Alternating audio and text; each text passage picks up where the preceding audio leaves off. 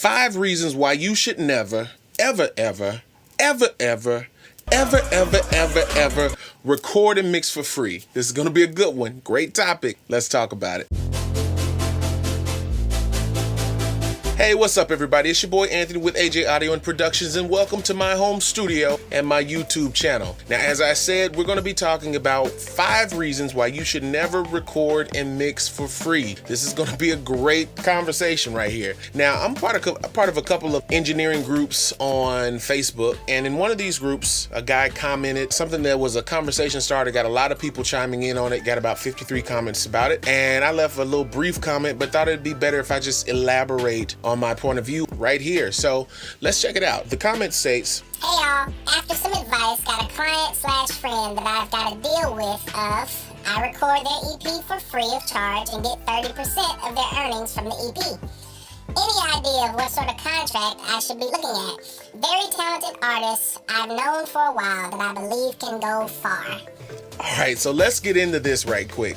And I promise you, my entire point of view, I'm talking from personal experience and things that I've experienced in the game. And I'm gonna try to put you guys on game of why you should never do this and don't let your friends take advantage of you, and how you can help your friends, but help yourself at the same time. All right. So the first thing off top, number 1, is a conflict of interest. It's a conflict of interest, and it devalues the industry. Now, what I mean by that is within the recording industry, there's a certain, price point or guideline that we loosely follow. Some engineers are more expensive than others, some are way cheaper than others, but the way you can typically gauge it is you pretty much get what you pay for. A lot of times, in a lot of scenarios, you get what you pay for.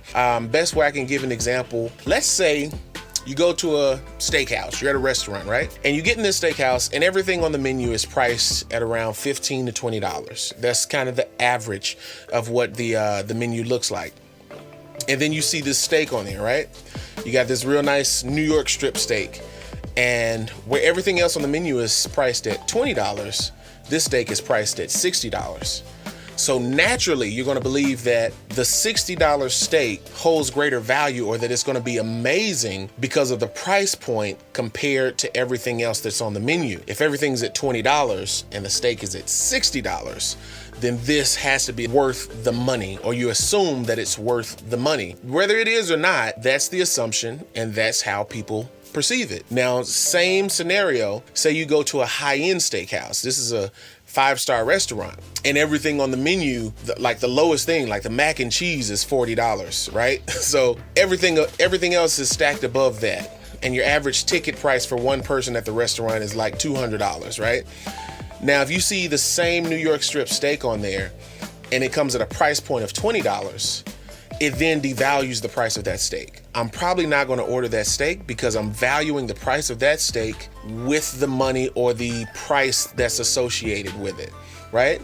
So whenever you go into it and you say, I'm going to do your entire EP for free, you're doing this for a friend, of course. What you're doing is you're taking all of the value out of the substance that you bring to the table. You're bringing in your skill, your knowledge, your equipment, your editing skills, your production skills, whatever you're doing within that project. You're literally recording and mixing an entire EP, and you're saying this has absolutely no value, and you potentially stand to get nothing. So number 2, let's go into that. The artist must and has to invest in themselves, the same as you've invested in yourself. So I have a studio here, and I think my price point for my studio, I'm right in the middle of price ranges. So my price point matches a little higher than the bottom end consumer level. I'm not charging like, $25 an hour for a session. I charge well over that, but it's reasonable for a high-end home studio for what I charge, okay? And that's because of what I've invested into my studio. I have 2 microphones that I record on. Both of those microphones cost about $1,000 a piece. The computer that I record on is a MacBook Pro, and I have an iMac. We all know how expensive those can be. And the MacBook Pro is the one with the little touch bar on it. So you know that it comes at a nice price point. My speakers are not cheap, right? The screens are not cheap. A lot of this stuff that's in here is eye candy. I don't need a 52-inch monitor back there, but consumers like it. When people come over, they're impressed, and that helps me retain clientele. So the stuff that I'm putting inside the studio is not cheap, and I'm investing thousands upon thousands of dollars in my studio. How dare you come to my studio and assume that you can take my hard-earned money for free? Bruh. Because let's be honest, I'm not recording myself. I'm not an artist. So everything that I purchase, my software is legit. I bought that. My plugins are legit. I bought those. So the money that I spend on a monthly basis that goes into this room are investments for me to make you, the artist, sound good. So you have to invest in yourself by spending money on yourself, the same way you spend time recording the song, the same way you spend time writing the song. You have to invest financially in your gift and in your artistry into me to give you what I've bought for you in the first place. Understand that. Mix engineers, studio engineers, we're not purchasing gear for ourselves. We're purchasing gear and plugins and stuff to make the artists that we work with sound their best. So if prime example, if I bought a plugin that costs $150, I'm basically giving you that plugin. I'm giving you access to that $150 plugin, which is what makes you sound as good as you believe you sound, or as good as the world hears you to sound when they play your music. So the artist has to invest. If I'm going to invest as an engineer, you have to invest as an artist. I'm buying the gear with hopes that you would see value in it and that you would pay me for my time to produce you or record you with the gear that I've purchased. Okay, so that's number 2. The artist has to invest in themselves the same way you've invested in yourself. Point 3, Chewbacca theory. This is a Chewbacca. Chewbacca is a rock star. Chewbacca just so happens to be best friends with, you guessed it, Superman. These guys have been buddies for years. Chewbacca can sing and belt out a song and rock it. He's Chewbacca. He's a freaking rock star.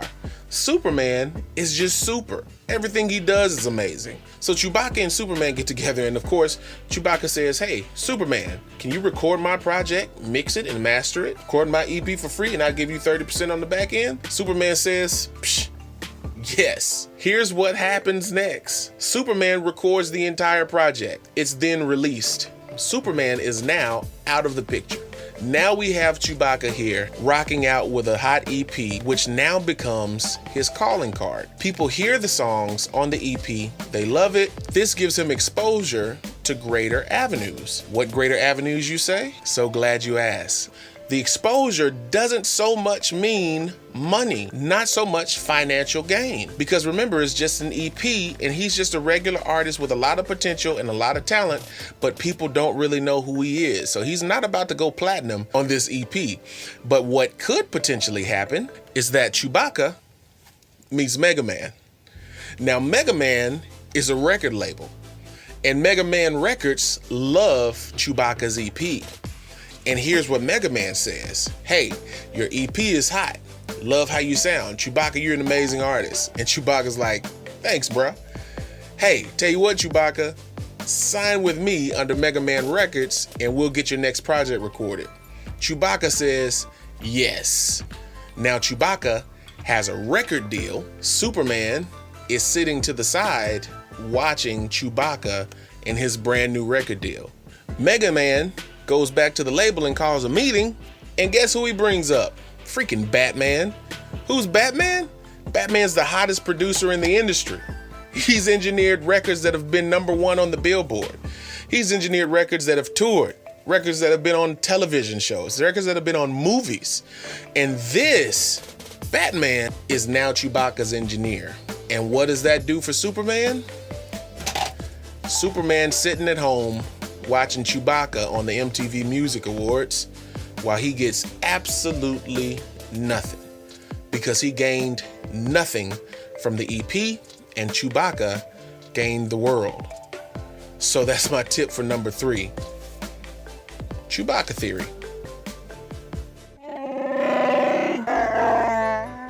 Tip number 4. New artists don't sell so well. Established artists don't sell too well either. That's just the truth of the matter. And what I mean by that is the industry has changed. Nobody is purchasing CDs anymore. I actually drove in the car yesterday and put in a CD. I found a CD at my mom's house, put it in my car, and as I'm driving, the CD starts skipping. And I haven't heard a CD skip in so long. It was unnatural to me. Like, I got frustrated, ejected the CD, pulled it up on my phone with iTunes Music, and just streamed it. The day of the CD is gone. The day of the tape is gone. The day of vinyl is gone.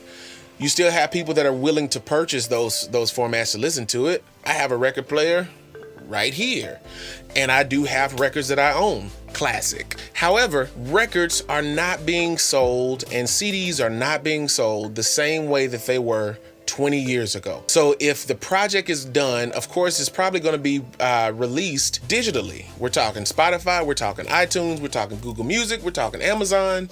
And on those streaming platforms, you're not guaranteed to get a whole lot of money. In fact, you will not get a whole lot of money, which is why you have artists like Justin Timberlake, Beyonce, Jay-Z, Lil Wayne, Lady Gaga, whoever. Every time they release a project or release an album, what's the first thing you see them do? They take off and go on tour, because that's where the artist makes their money. They do not make the money on the project.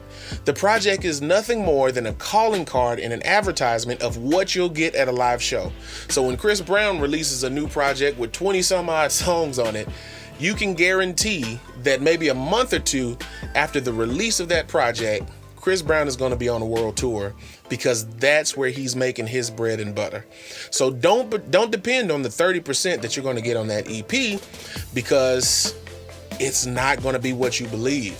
And once you weigh the amount of time, energy, and effort that you put into that EP versus the amount of money that you receive back, you're going to kick yourself in the butt. You're going to be mad.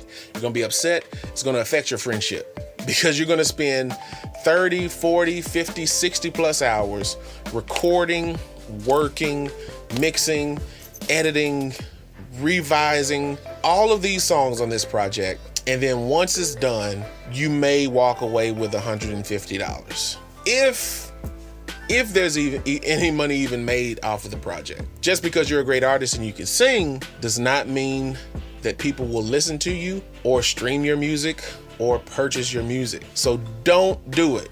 Number 5, artists will leave you. Now this is a painful truth that I had to learn. And again, I'm talking firsthand experience. Artists will leave you. Let me go back to my Chewbaccian method, or my Chewbaccian theory.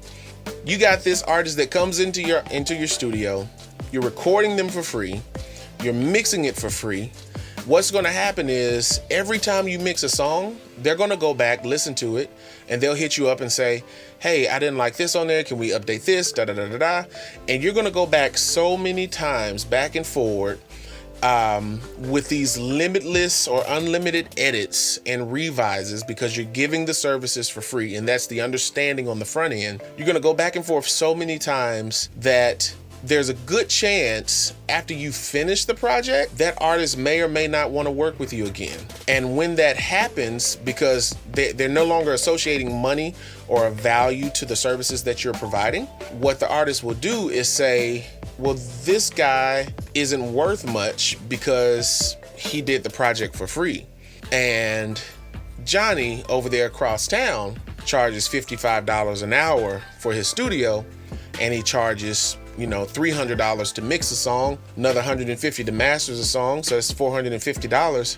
And what the artists will do is they'll save up their money and go to Johnny across town, and they'll pay all of his fees plus his studio rate, and it'll get back to you. And you'll find out that the same artist that you gave all of your time, your energy, and your effort to will go across the town and pay someone else to do the same services that you were offering for free.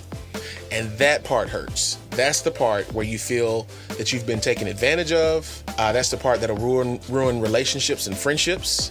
That's the part that'll leave a sour and bitter taste in your mouth, because you're now looking and you're counting the money that you lost and the money that you let walk out of the door because you were trying to be a nice guy and believe in a great artist on the front end.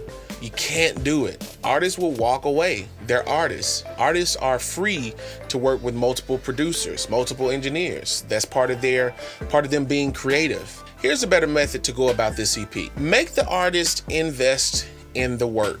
Let's just say an artist wants to record and they don't have a great budget. I can't afford your studio time, and I can't afford the mixing and mastering all together. Can you work out a deal? That's one thing.